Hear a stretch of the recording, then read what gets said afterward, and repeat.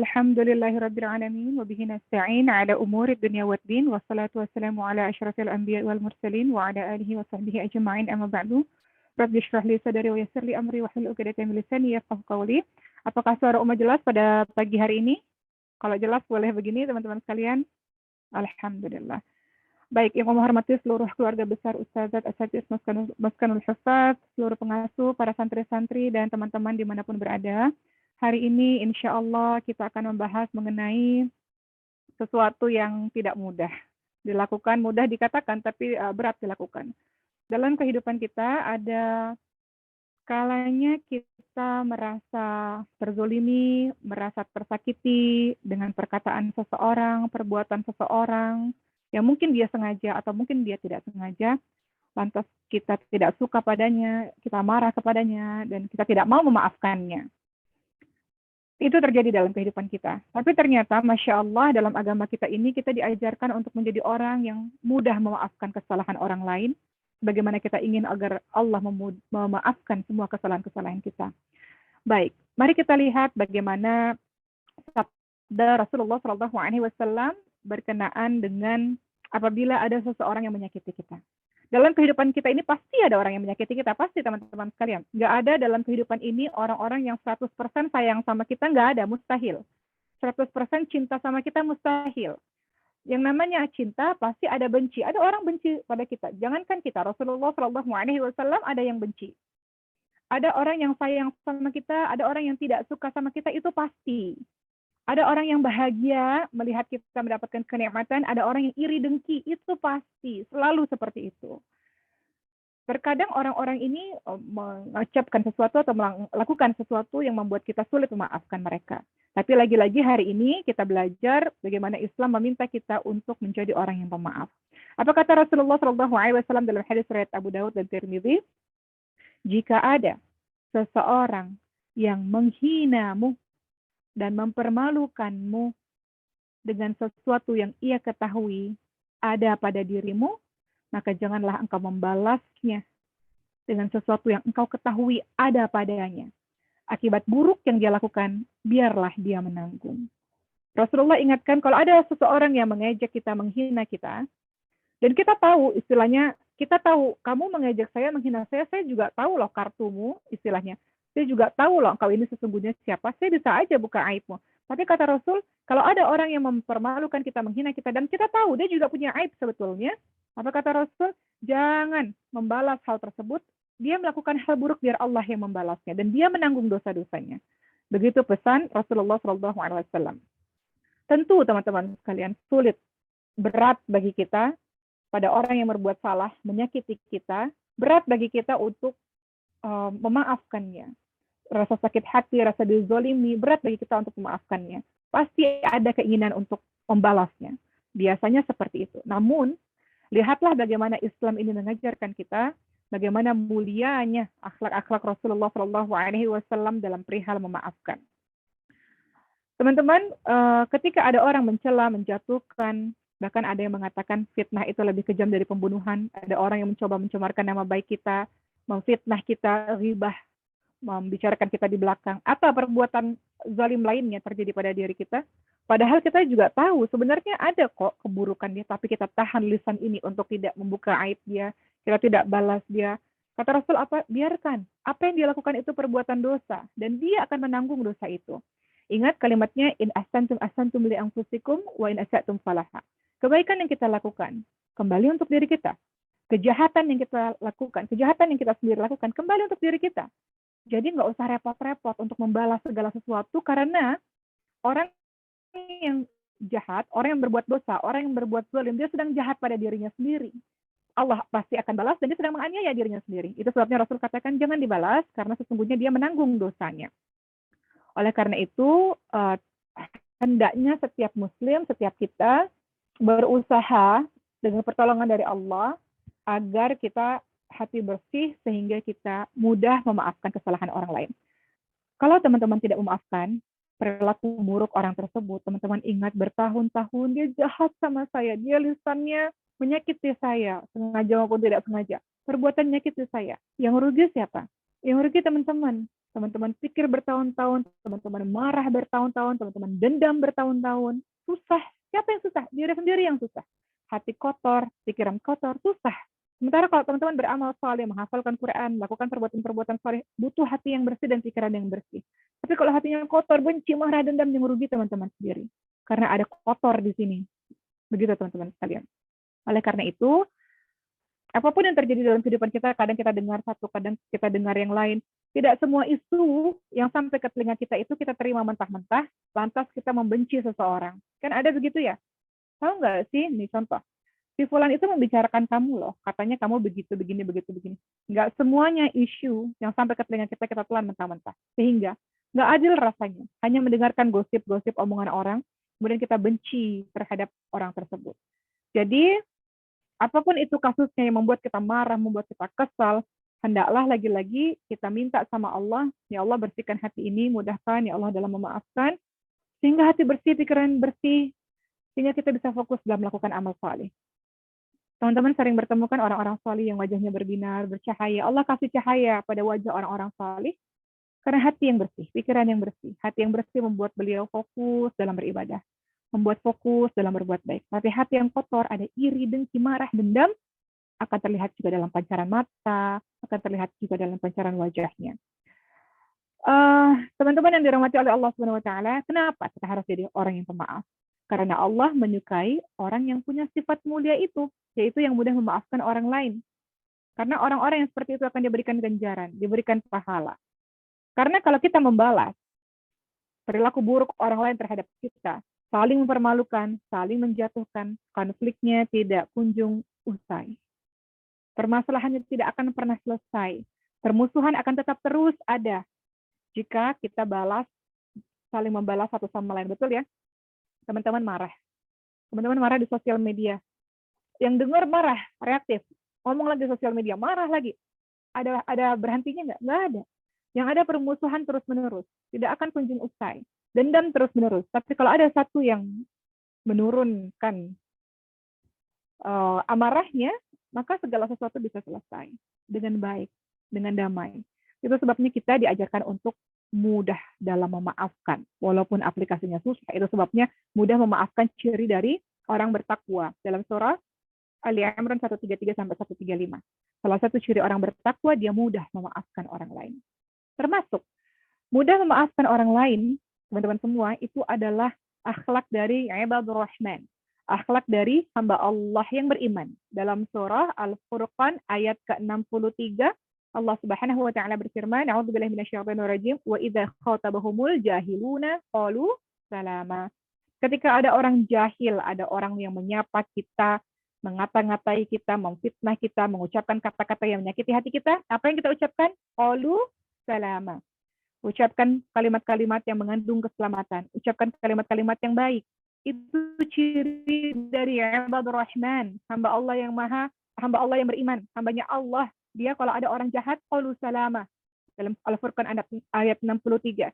Dia ucapkan perkataan yang baik. Makanya disebutkan akhlaknya ibadur rahman, hamba Allah yang beriman, hamba Allah yang maha pengasih. Berarti kalau di luar ibadur rahman, dia akan jawab dengan perkataan yang serupa. Apa bedanya kita dengan dia jadinya? Dia buat kata-kata buruk, kata-kata jahat, kata-kata kotor, kita balas, apa bedanya? Sementara kita mau ibadur rahman, jadi hamba Allah yang beriman, hamba Allah yang maha pengasih. Apa kata Allah tadi? Wa idza khatabahumul jahiluna qalu salama.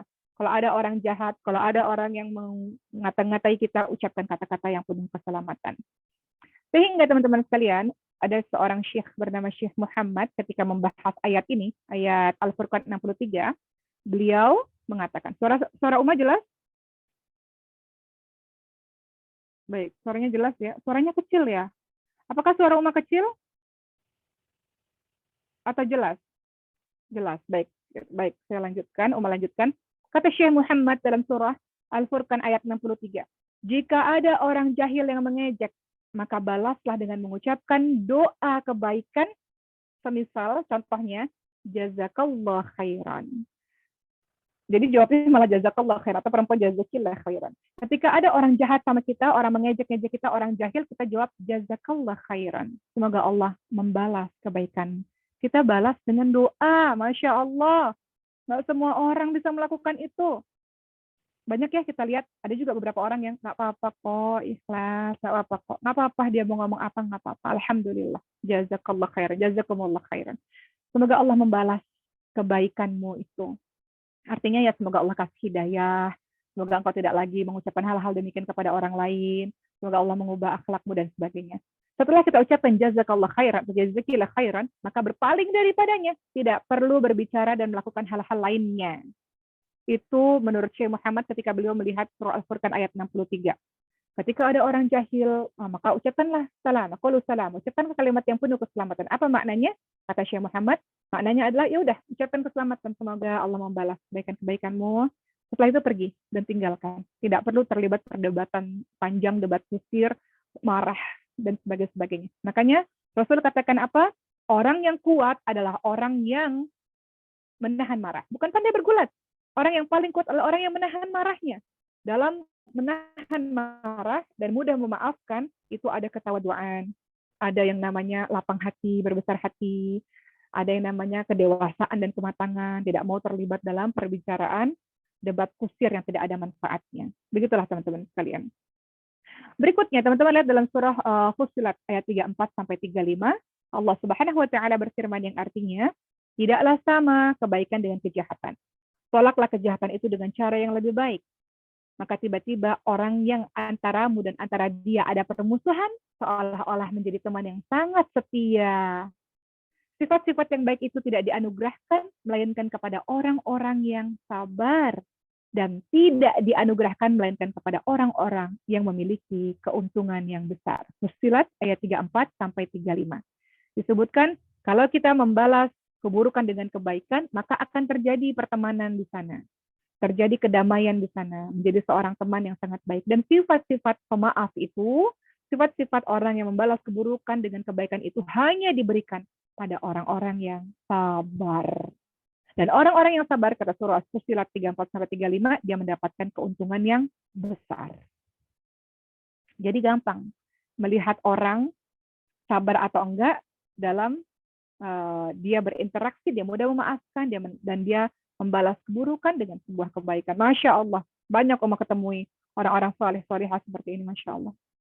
Baik, berikutnya Ibnu Abbas radhiyallahu anhu, beliau mengatakan, perkataan sahabat Nabi Ibnu Abbas, Allah memerintahkan pada orang beriman untuk bersabar ketika ada yang membuat marah, membalas dengan kebaikan jika ada yang berbuat buruk, dan memaafkan ketika ada yang berbuat jelek. Jika setiap hamba melakukan hal ini, maka Allah melindunginya dari gangguan syaitan dan menundukkan musuh-musuhnya. Malah yang semulanya bermusuh bisa menjadi teman dekatnya karena tingkah laku baiknya semacam ini. Lalu bagaimana perkataan Ibnu Katsir rahimahullah? Ya, beliau mengatakan, namun yang mampu melakukan ini, melakukan apa nih?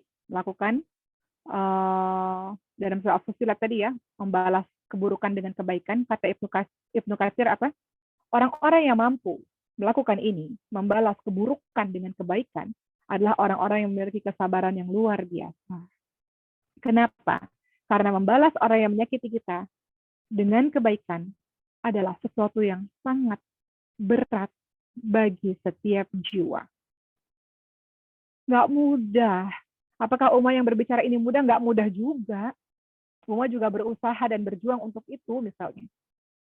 Maka minta sama Allah bersihkan hati dan mudahkan memaafkan. Karena ini berat bagi setiap jiwa. Tapi bisa dilakukan oleh orang-orang yang sabar luar biasa. Teman-teman lihat dalam surah Asy-Syura ayat ke-40. Allah Subhanahu wa Ta'ala berfirman, A'udzubillahi minasyaitonir rajim, "Faman 'asa wa aslaha fa ajruhu 'ala Allah." Maka barang siapa memaafkan dan berbuat baik, maka pahalanya atas tanggungan Allah Subhanahu wa Ta'ala. Barang siapa yang memaafkan dan berbuat baik, maka pahalanya atas tanggungan Allah. Mari kita lihat bagaimana kisah-kisah Rasulullah SAW dalam memaafkan kesalahan orang lain. Apa kata Siti Aisyah radhiyallahu anha? Beliau pernah mengatakan, Rasulullah SAW tidak pernah memukul dengan tangannya, tidak pernah memukul istri-istrinya, tidak pernah memukul hamba sahayanya. kecuali apabila berjihad berperang di jalan Allah Subhanahu wa taala. Dan kata Siti Aisyah, ketika beliau disakiti, beliau sama sekali tidak membalas orang yang menyakitinya kecuali bila apa yang telah diharamkan oleh Allah Subhanahu wa taala itu dilanggar. Artinya kalau agama yang caci maki, perintah agama yang dinodai, maka beliau membalas karena Allah Subhanahu wa taala. Begitu teman-teman. Rasul nggak marah kalau dirinya dihina, tapi Rasul marah kalau agama ini dihina. Begitu pula dengan kita, kalau bisa. Ketika kita ingin mengikuti Rasulullah, Masya Allah, berat sekali. Tapi beginilah ajaran agama kita, Masya Allah.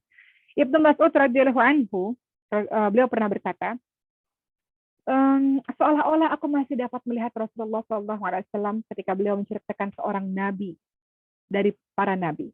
Yaitu ketika nabi tersebut dipukul oleh kaumnya hingga menyebabkan keluar darahnya, dan nabi itu mengusap darah tersebut dari wajahnya sambil berdoa, ya Allah, ampunilah kaumku karena mereka tidak mengetahui. Hadis riwayat Bukhari Muslim. Apa maksudnya? Teman-teman sekalian, ingat kisah di negeri Taif. Rasulullah itu berdakwah di kota Mekah 13 tahun. Pada tahun 7 kenabian, umat Islam diboikot, diisolasi, tidak boleh bergabung, berbaur, hanya tinggal di padang pasir dan makan dedaunan. Banyak yang sakit dan meninggal dunia. Singkatnya, Siti Khadijah meninggal dunia dan Abu Thalib meninggal dunia, dan itu disebut sebagai tahun kesedihan Rasul. Dan Rasul rasa dakwah di kota Mekah ini sudah tidak efektif lagi, semua orang menentang, sehingga Rasul pergi dakwah ke negeri Taif. Nah, ketika dakwah di negeri Taif, maka Rasul dipukuli, dilempar, berdarah Rasulullah SAW selama 10 hari di sana. Kemudian malaikat bilang, Rasul, berdoa saja ya Rasul, angkat tanganmu supaya Allah mengazab mereka. Allah menghancurkan mereka dengan gunung-gunung yang dihancurkan untuk mereka. Apa kata Rasulullah SAW? Rasul tidak marah dan tidak berdoa seperti itu. Padahal bisa saja Rasul berdoa dan Allah dengan mudah mengazab mereka. Namun apa yang dilakukan Rasulullah SAW? Rasulullah mengangkat tangannya dan kemudian Rasulullah SAW berdoa. Agar apa? Agar ada anak keturunan mereka yang menyembah Allah Subhanahu wa taala dan mereka melakukan perbuatan demikian karena mereka tidak tahu. Maka bahasanya Rasulullah, ya Allah, ampunilah kaumku karena mereka adalah orang-orang yang tidak tahu. Begitu pula dengan kita, teman-teman sekalian. Ketika ada orang buat jahat sama kita, yang harus kita lakukan adalah, ya Allah, ampunilah dia, semoga dia berhenti dari perbuatan maksiat dan tidak menyakiti hati orang lain. Dan ya Allah, berikanlah aku kekuatan untuk bisa memaafkan dia, karena dia nggak tahu. Orang berbuat buruk sama kita, teman-teman sekalian, mungkin dia nggak tahu. Mungkin dalam pola pengasuhan bermasalah, ayah ibu keluarga yang bermasalah mungkin. Mungkin dalam pergaulan dia bermasalah, mungkin dia nggak tahu ajaran agama, sehingga dia mampu melakukan hal seperti itu, karena dia nggak tahu. Dia nggak seberuntung teman-teman yang tahu ajaran agama Islam, yang belajar adab, belajar akhlak, belajar Quran. Dia nggak seperti teman-teman misalnya. Sehingga ketika ada orang jahat sama kita, dia nggak tahu akibat dosa apa yang dia lakukan. Dia nggak tahu bahwa fitnah dosanya luar biasa, kalau ghibah dosanya luar biasa, zalim dosanya luar biasa, dia nggak tahu. Makanya bahasanya Rasul, ampunilah kaumku karena mereka orang-orang yang tidak tahu. Itu dimiliki oleh orang-orang yang punya sifat pemaaf dan penyayang, teman-teman sekalian. Jadi ada orang jahat sama kita, dia nggak tahu. Maka yang harus kita lakukan bukan marah, tapi kasihani dia dengan cara kasihani dan doakan dan sayangi dia. Ya Allah, dia nggak tahu, ya Allah. Makanya dia melakukan begitu. Mungkin background-nya dulu ya pernah disakiti orang lain sehingga dia punya perbuatan begitu. Dia nggak dapat pendidikan agama, jadi dia nggak tahu dampaknya begitu, teman-teman sekalian. Hal ini diceritakan dalam hadis Bukhari Muslim ya, tadi ketika Rasul berdoa, ya Allah, ampunilah kaumku karena mereka tidak tahu. Berikutnya, lihat bagaimana perilaku Rasulullah SAW pada orang yang berbuat kasar kepadanya. Ini diceritakan dalam hadis riwayat Bukhari Muslim. Dari Anas radhiyallahu anhu, ia berkata, saya pernah berjalan bersama Rasulullah SAW dan beliau mengenakan baju buatan negeri Najran yang kasar tepinya. Lalu ada seorang Arab Badui yang menemui Rasul lalu menarik selendang Rasul dengan sangat kuat. Rasul pakai selendang di lehernya Rasul, dia tarik dengan kuat oleh Arab Badui. Dan saya melihat lehernya Rasul terdapat bekas yang nyata karena tarikan dari orang Badui tersebut. Apakah Rasul marah, teman-teman sekalian? Dan orang Arab Badui itu mengatakan, wahai Muhammad, berikan kepadaku harta Allah yang ada kepada dirimu. Dipaksa seperti itu. Kemudian apa yang Rasulullah lakukan? Rasulullah menoleh dan tersenyum kepada orang Badui itu, dan sambil tersenyum, Rasulullah menyuruh sahabat untuk memenuhi permintaan orang Arab Badui itu. Kenapa Rasul nggak marah? Kenapa Rasul memaafkan? Karena Rasul tahu orang Arab Badui tidak paham tentang akhlak, tentang adab, tidak paham pada saat itu. Sehingga Rasulullah tersenyum dan tidak marah. Dan justru memenuhi kebutuhan orang Arab Badui tersebut. Maka itu kita minta sama Allah punya perasaan seperti itu. Ada orang yang mulutnya kok jahat banget ya. Bisa-bisanya dia ngomong begitu karena dia nggak tahu dan dia nggak paham. Mungkin dia nggak tahu kalimat Allah dalam surah Al-Furqan 63 tadi tentang kita disuruh ucapkan perkataan yang baik. Mungkin dia nggak tahu dengan hadis Rasulullah, "Man kana yu'minu billahi wal yawmil akhir falyaqul khairan aw liyasmut." Kata Rasulullah, orang yang beriman kepada Allah dan hari akhir hendaklah berkata baik atau diam. Dia nggak tahu dan dia nggak pernah dengar itu mungkin. Sehingga dia melakukan hal demikian. Begitu para Rasul. Jadi dengan begitu di kepala kita ini husnuzon kepada orang. Begitu teman-teman sekalian. Intinya adalah kita maafkan orang lain agar Allah memaafkan kita. Kita pun penuh dosa, penuh salah, yang kita harap agar Allah Subhanahu wa taala mengampuni kesalahan kita. Uma ingin bercerita beberapa kisah lagi sebelum kita menutup hari ini ya, karena mohon maaf Uma masuk agak terlambat dan teman-teman mau sholat Jumat. Kisahnya Siti Aisyah radhiyallahu anha sudah sering Uma ceritakan ini pada saat beliau difitnah karena beliau selingkuh. Beliau tertinggal dari rombongan, Nabi dan seluruh sahabat sudah pulang ke Madinah. Tiba-tiba ada seorang sahabat juga terlambat dari rombongan namanya Safwan radhiyallahu anhu. Kaget melihat Siti Aisyah radhiyallahu anha, kemudian disuruh naik ke kudanya, dibawa di pandu untanya oleh Safwan bin Mu'attal radhiyallahu anhu sampai di Madinah tersiar kabar karena ada orang munafik Abdullah bin Ubay bin Salul yang menyebarkan fitnah. Lihat Aisyah datang dengan seorang laki-laki, dia telah berselingkuh dan sebagainya. Satu Madinah hampir semuanya percaya. Padahal Siti Aisyah, seorang istri kesayangan Rasulullah yang sangat salihah, percaya dengan fitnah itu. Dahsyatnya fitnah luar biasa teman-teman sekalian. Membunuh karakter seseorang, mencemarkan nama baik seseorang. Dan Siti Aisyah nggak bisa berbuat apa-apa. Dan lebih luar biasanya lagi, ada seorang yang selama ini dibantu ekonominya oleh ayahnya, Siti Aisyah, yaitu Abu Bakar As-Siddiq. Ada seorang namanya Mistah, yang selalu dibantu ekonominya, dibantu nafkahnya, itu pun ikut-ikutan menyebarkan fitnah. Sehingga itu membuat Abu Bakar marah. Bahasa kita nih nggak tahu diuntung ya, nggak tahu balas budi. Saya sudah kasih kamu nafkah, memenuhi kebutuhan hidup kamu fitnah keluarga saya, istilahnya begitu. Kamu fitnah anak saya. Maka Abu Bakar As-Siddiq radhiyallahu anhu marah dan berjanji menghentikan pemberian nafkah itu karena marah. Anak saya difitnah dan kamu menebarkan fitnah itu, ikut-ikutan juga. Dan apa kata Allah Subhanahu wa taala? Apa teguran Allah Subhanahu wa taala atas perilakunya Abu Bakar As-Siddiq radhiyallahu anhu yang marah dan tidak memaafkan kesalahan Mistah dalam surah An-Nur ayat 22. Kalimatnya, dan janganlah orang-orang yang memiliki kelebihan dan kelapangan di antara kamu bersumpah tidak akan memberikan bantuan pada kaum kerabatnya, yaitu orang-orang yang miskin dan orang-orang yang berhijrah di jalan Allah Subhanahu wa taala. Kemudian Allah lanjutkan kalimatnya dengan kalimat apa? Wal ya'fu wal yasfahu ala tuhibbuna ay yaghfirallahu lakum wallahu ghafurur rahim. Apa kata Allah Subhanahu wa taala? Dan hendaklah mereka memaafkan dan berlapang dada. Apakah kamu tidak ingin bahwa Allah mengampunimu? Sesungguhnya Allah Maha Pengampun lagi Maha Penyayang. Allah katakan, hendaklah kalian memaafkan dan berlapang dada. Artinya, memaafkan bukan hanya dari mulut, ya saya maafin.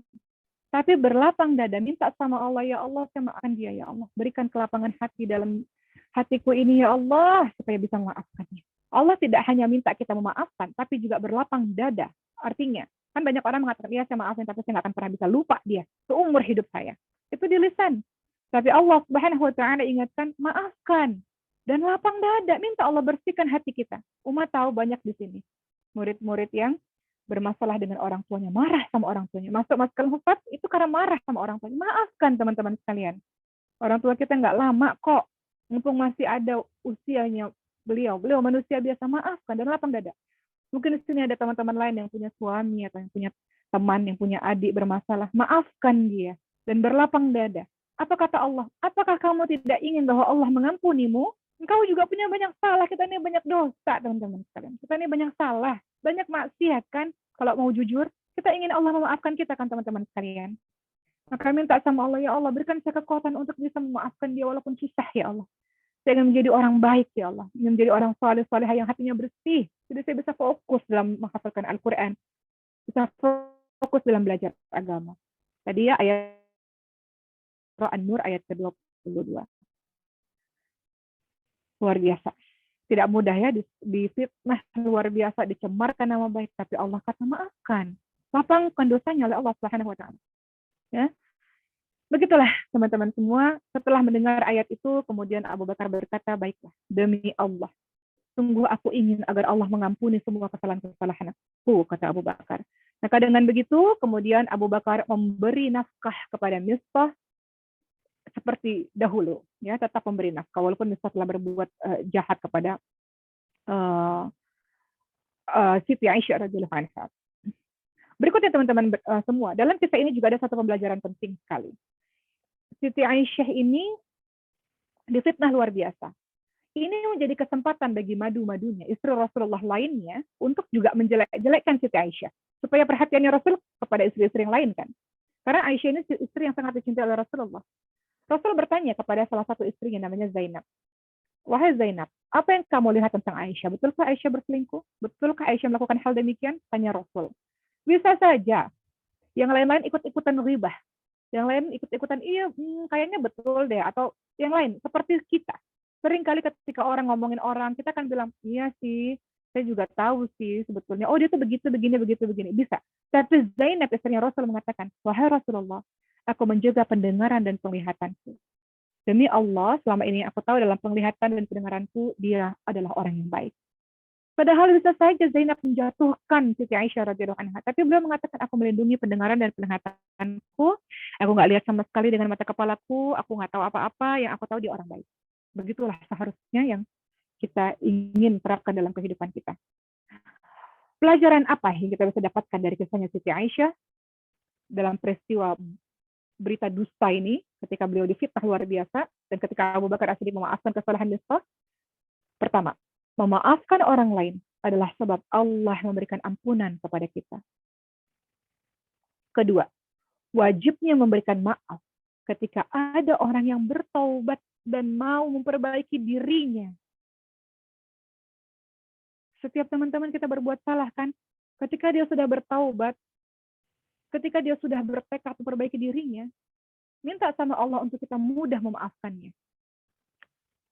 Contoh, mungkin di sini ada yang sudah menikah, merasa suaminya atau istrinya berbuat salah fatal misalnya. Tapi dia sudah mau berubah, dia mau bertobat dengan sungguh hati. Maka minta kekuatan kepada Allah untuk bisa juga memaafkannya. Jadi kedua, pelajaran penting dari kisahnya Abu Bakar dan Siti Aisyah tadi, wajib memberikan maaf ketika orang itu telah bertaubat dan memperbaiki diri. Ketiga, kejelekan tidak dibalas dengan kejelekan. Kejelekan dibalas dengan kebaikan. Beri maaf kepada orang yang berbuat jelek kepada kita. Banyak kok ayat-ayat hadisnya Rasulullah yang menceritakan hal tersebut. Walau berat untuk memaafkan. Tapi inilah ajaran agama ini, teman-teman sekalian. Dalam surah Fussilat tadi, ayat 34-35. Nggak sama. Kebaikan dan kejahatan itu nggak sama. Tolaklah kebaikan, kejahatan dengan kebaikan. Dengan begitu Allah akan menjadikan kalian berteman. Dan sifat-sifat baik itu hanya diberikan oleh orang-orang yang sabar. Dan orang-orang yang sabar mendapatkan keuntungan yang besar. Termasuk tadi Umar katakan, sifat pemaaf itu dimiliki oleh orang yang bertakwa. Dalam surah Ali Imran 134, A'udzubillahi minasyaitonir rajim, alladzina yunfiquna fis sarra'i wad-dharra'i wal kadhimina al-ghaidha wal 'afina 'anil nas, wallahu yuhibbul muhsinin. Orang-orang yang menafkahkan harta, orang-orang bertakwa itu apa? Orang-orang yang menafkahkan hartanya baik di waktu lapang maupun di waktu sempit, dan orang-orang yang menahan amarahnya, dan orang-orang yang mampu memaafkan kesalahan orang lain. Dan Allah menyukai orang-orang yang berbuat kebaikan. Ali Imran 134. Berikutnya, Asy-Syura ayat 40. Dan balaslah suatu kejahatan adalah kejahatan yang serupa. Maka barang siapa memaafkan dan berbuat baik, maka pahalanya atas tanggungan Allah. Oke, ada kejahatan, kita bisa balas dengan kejahatan serupa. Oke, boleh. Tapi yang terbaik adalah ketika orang berbuat jahat, kita maafkan dan berbuat baik untuknya. Sesungguhnya Allah tidak menyukai orang-orang yang zalim. Begitu teman-teman sekalian. Kita lihat lagi dalam hadis riwayat Muslim dari Abu Hurairah radhiyallahu anhu. Rasulullah SAW bersabda, sedekah tidak mengurangi harta. Tidaklah Allah menambahkan kepada seorang hamba sifat pemaaf, melainkan akan semakin membuatnya mulia. Dan juga tidaklah seseorang memiliki sifat tawadu, rendah hati, karena Allah, melainkan Allah akan meninggikannya. Tawadu ini kita bahas di pekan sebelumnya. Artinya adalah memaafkan yang salah seharusnya itu menjadi perhatian kita. Sebuah perilaku yang sangat dianjurkan. Terkadang memang kita harus mengalah sejenak untuk sesuatu yang lebih baik. Namun, tidak berlaku. Ini jangan sampai nih, harus memaafkan ya. Memaafkan betul, tapi tidak berlaku kalau zolimnya terus-menerus dan melampaui batas. Itu tidak berlaku.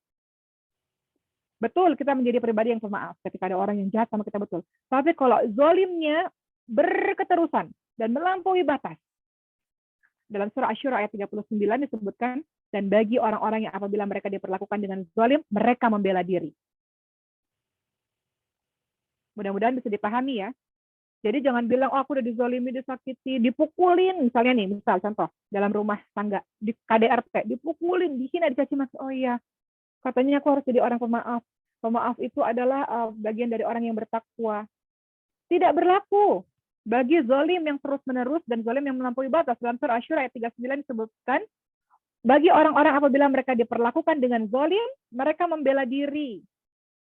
Artinya, kalau kejahatannya luar biasa, bela diri dong. Harus membela diri. Lakukan sesuatu untuk kita menyelamatkan diri kita sendiri misalnya. Baik. Berikutnya teman-teman sekalian, kita terakhir. Penutup pada hari ini. Bagaimana sifat pemaaf itu membuat Allah menganugerahi surga kepada seseorang. Suatu ketika Rasulullah SAW sedang duduk bersama dengan para sahabat-sahabatnya. Maka kemudian Rasul berkata, sebentar lagi akan muncul di antara kalian seorang penduduk surga. Maka muncullah seseorang laki-laki, seorang Ansor ya, jenggotnya masih basah karena air wudhu, beliau memegang sendalnya di tangannya. Kemudian keesokan harinya, Rasulullah juga mengatakan, orang tersebut adalah ahli surga, dia akan masuk surga. Dan sampai hari ketiga, sampai para sahabat heran, apa keistimewaan orang itu? Sampai Rasul katakan dia adalah penghuni surga. Maka salah seorang sahabat berinisiatif untuk menginap. Mohon izin, aku ingin menginap di rumahmu karena aku ada masalah di rumah. Aku ingin izinkan aku menginap 3 hari di rumahmu. Kita kan bisa tahu orang kalau kita bermalam bersama, kita melakukan perjalanan jauh dan kita terlibat masalah keuangan dengan dia. Kita bisa kenal orang tersebut. Maka orang ini menginap. Kemudian beliau melihat orang itu. Ibadahnya biasa-biasa saja. Salat wajib, iya salat wajib. Tahajud, ya dia berzikir tapi dia tidur lagi. Habis itu salat subuh, biasa saja. Tidak ada sesuatu yang sangat istimewa dalam ibadahnya. Sampai si sahabat ini bertanya, ketika sudah hari ketiga, sesungguhnya saya kemari karena saya mendengar Rasulullah menyebutkan engkau adalah penghuni surga. 3 kali Rasul menyebutkan demikian. Sehingga aku penasaran apa amalanmu. Kata laki-laki itu, aku tidak melakukan apa-apa seperti apa yang kau lihat biasa saja. Tapi beliau mengatakan sesuatu. Hanya saja ada sesuatu yang aku lakukan yang mungkin tidak istimewa di banyak orang, tapi beliau mengatakan demikian. Aku tidak pernah memiliki perasaan dendam, iri, dengki kepada siapapun. Aku tidak pernah iri, dengki kepada seseorang atas kebaikan nikmat yang Allah berikan kepadanya. Aku nggak pernah memiliki rasa marah berlarut-larut di dalam hatiku. Senantiasa memaafkan kesalahan orang lain. Maka apa kata sahabat ini? Inilah amalan yang mengantarkanmu menjadi penduduk surga. Dan inilah amalan yang tidak kami mampu untuk melaksanakannya. Hadis surat Ahmad. Jadi orang ini secara ibadah, sholatnya biasa saja. Tapi ternyata aku nggak pernah dendam sama orang. Nggak pernah kotor hatiku terhadap orang lain. Nggak pernah hasad, nggak pernah marah berlebih-lebihan. Hatinya bersih. Sehingga Allah anugerahkan dia surganya Allah SWT. Sehingga kesimpulan pada pembicaraan kita pada hari ini adalah maafkan kesalahan orang-orang yang pernah menyakiti kita. Dengan demikian kita berharap agar Allah mengampuni kesalahan kita. Ingat, Allah saja Maha Pengampun. Semua dosa kita itu dimaafkan oleh Allah kan? Kalau kita mau bertaubat dan nasuha, walaupun itu syirik dan dosa besar sekalipun, Allah maafkan kesalahan orang itu selama dia masih hidup. Lantas kenapa kita sebagai manusia tidak mau memaafkan kesalahan orang lain? Padahal bisa jadi itu kesalahan kecil, atau kesalahan yang sekali saja, atau kesalahan yang bisa dimaafkan. Atau dia sudah minta maaf, atau mungkin dia nggak minta maaf tapi dia sudah jadi lebih baik. Kenapa kita sebagai manusia tidak mau memaafkan dia? Sementara kita mau agar Allah memaafkan kita dan kita tahu Allah Maha Pengampun lagi Maha Penyayang. Begitulah teman-teman sekalian, harapannya semoga hari ini di antara kita mungkin ada yang pernah bermusuhan, ada yang hatinya sakit, jahat sekali orang itu misalnya, luar biasa sekali perbuatannya kepada kita misalnya, maka minta sama Allah agar kita mampu memaafkannya. Tapi ingat, kalau zolimnya sudah melampaui batas, maka kita berhak untuk membela diri kita. Begitu teman-teman sekalian. Wallahu a'lam. Baik teman-teman sekalian, mohon maaf karena waktunya sudah sempit sekali. Pertanyaan-pertanyaan umat tidak bisa jawab pada hari ini. Kita akan ketemu di Jumat-Jumat berikutnya. Tapi mohon izin karena Jumat depan, insya Allah kalau Allah takdirkan, Uma ada jadwal dakwah di Amerika, di LA, karena setiap tahun itu di Amerika itu ada muktamar ya. Jadi setiap tahun mereka ada acara besar untuk acara-acara Islam. Sehingga kayaknya agak sulit kalau Uma berada di sana kemudian melakukan ceramah secara online, tidak tahu kondisi di sana. Tapi insya Allah kalau kondisinya memungkinkan kita akan ada ceramah online hari Jumat. Kalau tidak ada, Jumat depan akan diisi oleh ustazah dan ustaz kita dari Masalah Ustaz. Terima kasih untuk hari ini, teman-teman sekalian. Semoga Allah mengampuni dosa-dosa kita yang penuh marah, penuh dendam, penuh iri, dengki, hati yang kotor. Semoga Allah bersihkan sehingga kita bisa mudah dalam melakukan amal saleh insya Allah. Terima kasih teman-teman semua. Uma kembalikan kepada moderator. Mohon maaf lahir batin. Assalamualaikum warahmatullahi wabarakatuh.